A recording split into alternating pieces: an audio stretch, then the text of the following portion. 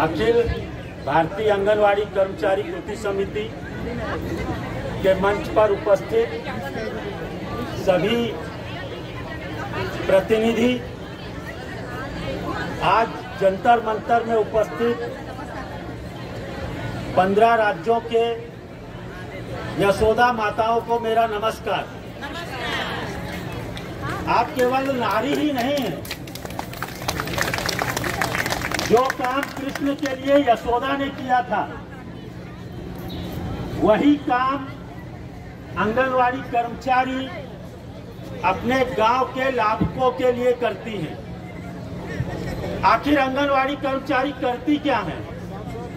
वो अपने बच्चों को बाजू में रखकर अपने आंगनवाड़ी में आए हुए कृष्णा की सेवा करती हैं कि नहीं करती हैं? मतलब आप केवल आंगनवाड़ी कर्मचारी नहीं हैं, आप यशोदा हैं और यशोदा का दायित्व आप निभा रही हैं। 1975 जब मेरा जन्म नहीं हुआ था तब से ये योजना शुरू हुई है और आज इस योजना को 50 साल पूरे होने वाले हैं।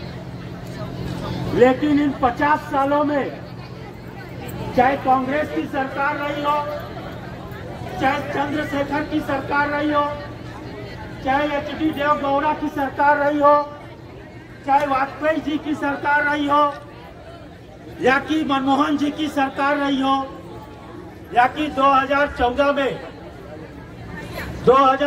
में सबका साथ सबका विकास, महंगाई, बेरोजगारी, इन मुद्दों पर जनता को गुमराह करके 12 सालों से सत्ता सुख भोग रहे प्रधानमंत्री जी, उनको अब ये मेहनत कश मजदूरों की सुध बुध नहीं रह गई है। जब मोदी सरकार सत्ता में आई थी तो उनका एक विशेष नारा था, सबका साथ सबका विकास। लेकिन क्या सभी वर्गों का विकास हुआ है? क्या कष्टकरी मजदूरों को, कष्टकरी माताओं को, आंगनवाड़ी बहनों को, आशा वर्कर्स को, मध्याह्न भोजन कर्मचारियों को सरकारी कर्मचारी का दर्जा मिला है क्या? नहीं मिला है। आज देश में 13,50,000 आंगनवाड़ी केंद्र हैं। 13,50,000 आंगनवाड़ी केंद्र, और इन 13,50,000 आंगनवाड़ी केंद्रों के माध्यम से 10 करोड़ लाभुकों को आप सभी लोग सेवा दे रही हैं। सेवा कोई मामूली नहीं है। 6 महीने से 3 साल के बच्चे, अगर वो बच्चा कुपोषित होगा तो देखने में भी भयानक लगता है। उस लाभुकों के माँ बाप उसको देख नहीं पाते, लेकिन 13 लाख यशोदा माता उस कुपोषित बच्चे को अच्छा करने का, पुण्य का काम कर रही है। स्तनपान करने वाली माताएं होंगी, प्रेग्नेंट वुमेन होगी, उनको सेवाएं देने का काम आंगनवाड़ी कर्मचारियों द्वारा किया जाता है। 3 से 6 साल तक के बच्चों को प्राथमिक शिक्षा देने का काम ये आंगनवाड़ी माताएं बहनें कर रही हैं। और जो पूर्व में मंत्री थी, कभी हम उन्हें देखे थे 2005-06 में, क्योंकि सास भी कभी बहू थी। उस बहू को तो आंगनवाड़ी कर्मचारियों ने घर पे बैठा दिया। क्या बोल रही थी स्मृति ईरानी जी कि आंगनवाड़ी बहनें काम ही कितना करती हैं। अगर स्मृति ईरानी जी 13 लाख आंगनवाड़ी केंद्रों में से एक भी आंगनवाड़ी केंद्र में जाके आपसे बात करती थी, आपके साथ एक दिन काम करती थी, तो शायद उन्हें महसूस होता कि महिला होकर महिला का कितना नुकसान की है। सीरियल में क्या, क्योंकि सास भी कभी बहू थी, और वास्तविक जीवन में मंत्रा से भी काम खराब हुआ है। अरे आप महिला थी, सबसे बड़े राज्यों से जीत कर गई थी।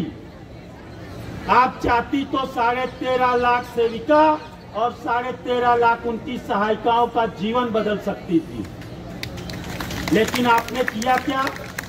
आपने केवल नमक रगड़ने का काम किया इन बहनों के ऊपर, क्योंकि इनका काम 1 घंटे का है, ऐसा जो बोल के आपने अपमान किया है 13.5 लाख आंगनवाड़ी सेविका और 13.5 लाख सहायिका। उसका फल आपको मिल रहा है आज अपने घर में आप बैठ के, क्योंकि सास भी कभी बहू देख रही होंगी।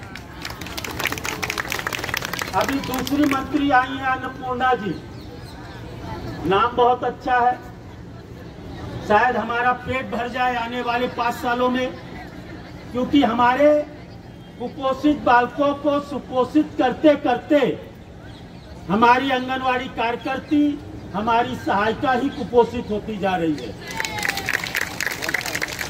हमारी आंगनवाड़ी कर्मचारी होंगी, मेहनतकश मजदूर होंगे, उनके पास 5 सालों में ये भीख मांगने आते हैं। भीख क्या मांगते हैं? अरे मैं ही आपके जात बिरादरी का हूँ, अरे मैं पढ़ा लिखा हूँ, अरे मुझे 20 सालों का अनुभव है, मैंने देश चलाया है, मैंने राज्य चलाया है, और मुझे ही वोट देना तुम बहना। बहना ने एक बार वोट दी, विधायक बन गए, सांसद बन गए, लेकिन फिर उनके बाद बहनों से खत्म हो जाते हैं, तो वो मजदूर कश जो मेहनत करने वाली बहनाएं हैं उनको ये विधायक, ये सांसद देख नहीं पाते। हम हर साल आते हैं, इस बार हमारी संख्या भले कम हो, लेकिन इस जंतर मंतर ने, पुलिस प्रशासन ने एक नियम बनाया है कि आपको 200-300 से ज्यादा लोगों को नहीं लाना है। पुलिस प्रशासन का काम है जनता को सेवा देना, लेकिन पुलिस प्रशासन के हाथ बंधे हुए हैं ये राजनीतिक मंचों के द्वारा।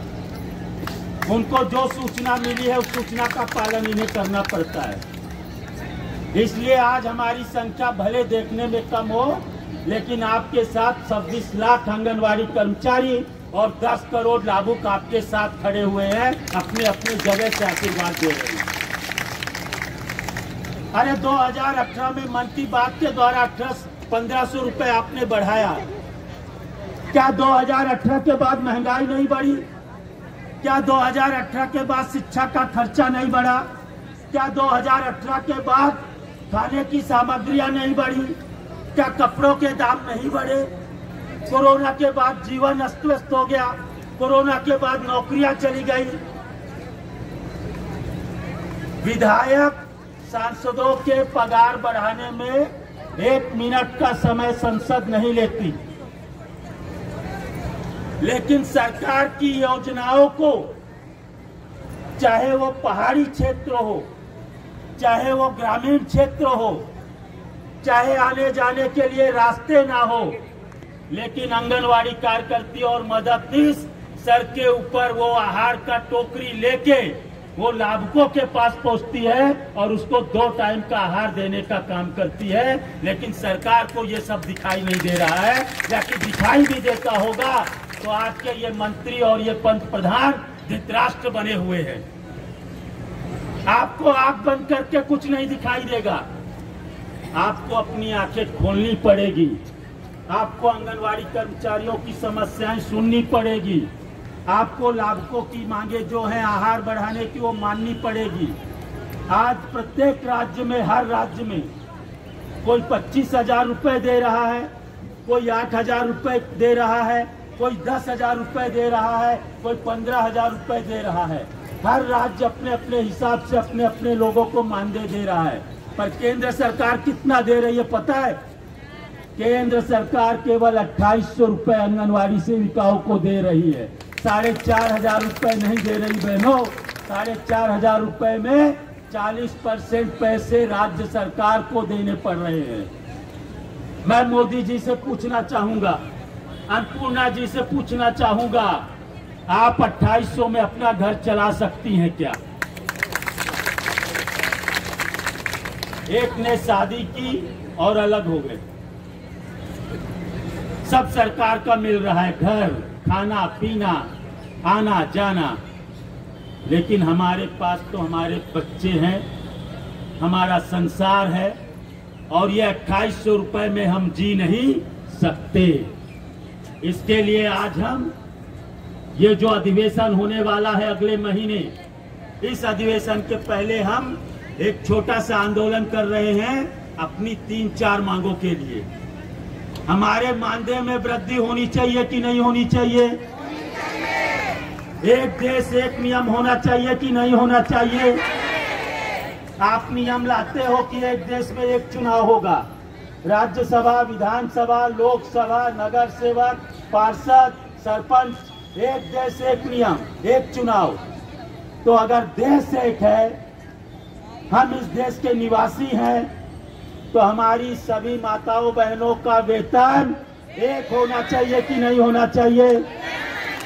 और वो वेतन इतना होना चाहिए कि वो हमारे परिवार को जिंदा रखने के लिए हमें लाभ मिल सके।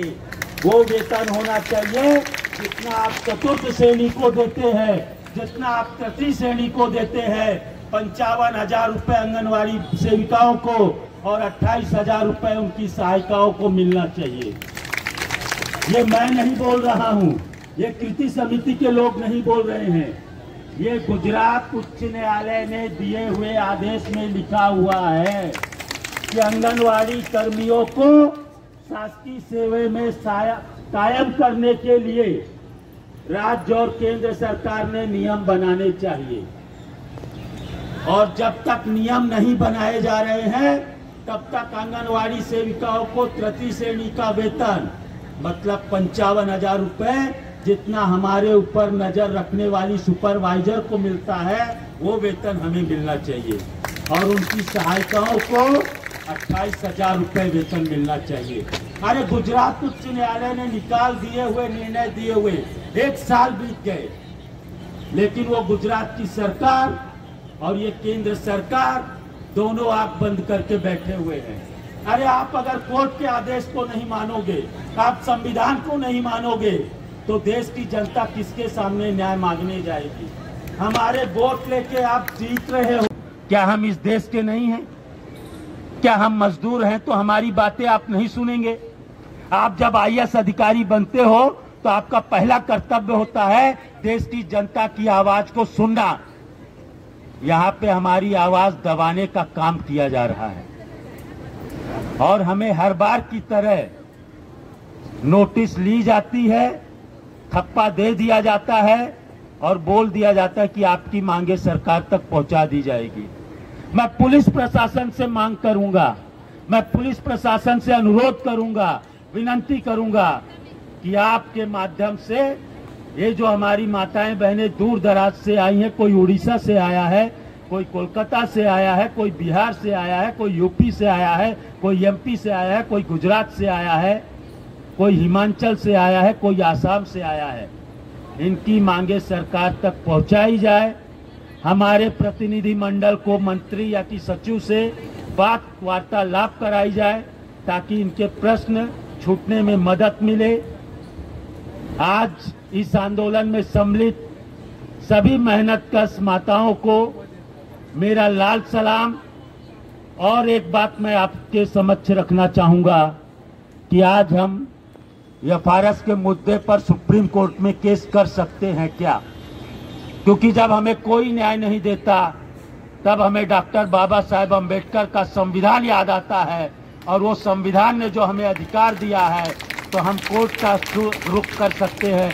हम अपने वकील से बात करेंगे और आगे की जानकारी आप सभी को आपके राज्यों के प्रतिनिधियों द्वारा दिया जाएगा। अभी बहुत सारे प्रतिनिधियों के भाषण होने वाले हैं, हमें वो भाषण सुनना है और आगे की रणनीति तय करना है। आज इस मंच पर उपस्थित सभी प्रतिनिधि और आंदोलन के लिए सम्मिलित सभी यशोदा माताओं को मेरा फिर से लाल सलाम।